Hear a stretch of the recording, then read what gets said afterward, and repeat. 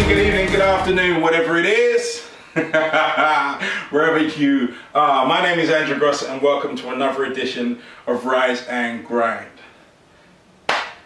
Right, today is a sensitive one, so I'm going to slow it down a little piece for now. I want to talk about emotions. We're all human, we have them, we thrive on them. A lot of the time they're the ones that make opportunities available for us, and sometimes they're the ones that take opportunities away. But they're also an element of life that, especially when they're attached to sorrow, that we choose to ignore and we choose to hide away. So, what's my point on this? In order to get to my point, I'll need to go a bit back in time for myself, really and truly. We go back to when I was about 8 years old.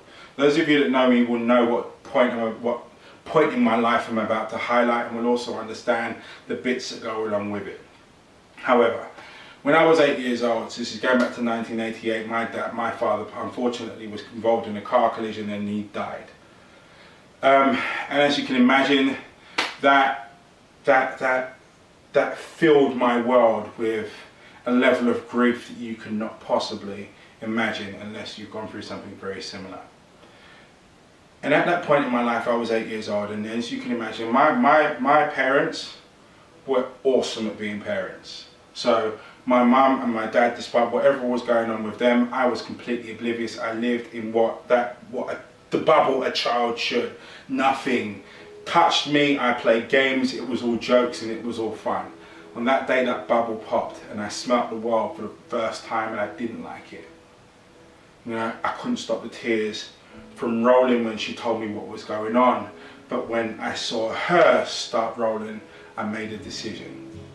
And I made a decision that my feelings didn't matter, and I opened that trapdoor in my head at 8 years old, and I stuffed every piece of pain that I could find in it. And every time any bit tried to wiggle its fingers and come out of the sides, I stamped on it and pushed it back in there. I thought I could hold on to it. I thought that, you know what, if I just didn't open it, if I just didn't deal with it, then it would be fine and it would be cool, and I could be the man that my mum and very young sister needed me to be. Wrong decision. Didn't know that at the time, obviously I was 8 years old, but wrong decision. Up until a few years ago, it was the first time I'd been to my dad's gravesite, because I had to open the trapdoor, because that what was locked underneath the trapdoor was affecting my life in such a negative way that it was unfathomable. I was fearful of so many things based on the way in which I felt about that situation, because I hadn't dealt with the feelings of loss, because I hadn't dealt with the feelings of those abandonment feelings because somebody significant to me had left me, because I didn't deal with how to associate myself around people and how to deal with losing people. It affected my personal relationships, it affected my personal life, it affected the way in which I positioned myself around people, because I was constantly fearful of them leaving.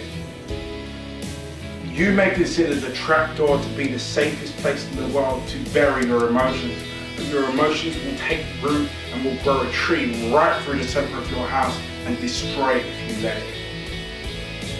You've got to open the trapdoor, you've got to deal and unpack those emotions around those sensitive subjects, and I know it's difficult. Trust me, I know it's hard, but believe me when I say I know it's worth it. And some of the things that are holding you back, and some of the problems you may be associated with in your own relationships and your own careers, may not be based on the immediate that you're thinking about. They may actually be sprouting root and growing a tree through your floorboards from that painful situation buried underneath your house. Do yourself a favour. Your past is full of pain. It's time to lay your pain to rest in your heart. As I said, quick one from me. Sorry it's a bit solemn today. We'll lighten the mood next week. Thank you very much for watching. Please, as usual, feel free to like, comment, share, and most importantly, subscribe. In the meantime, as always, stay strong, stay focused. I'll see see you all next week.